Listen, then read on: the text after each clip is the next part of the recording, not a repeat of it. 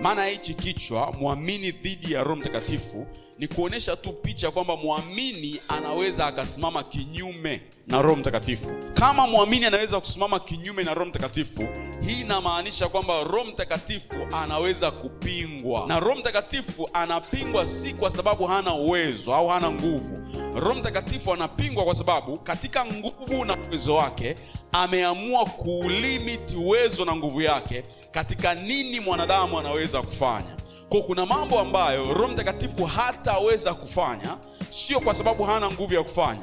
Hataweza kufanya kwa sababu mwanadamu ambaye alitakiwa ashirikiane naye katika kufanya hayo mambo hayuko tayari mambo hayo yafanyike. Kwa namna hiyo Roho Mtakatifu anaweza kupingwa, anaweza kuzuiwa. Na tulisema kama Roho anaweza kulimit nguvu yake to that extent, hii inamaanisha kwamba Roho Mtakatifu ni mpole sana. He is so gentle.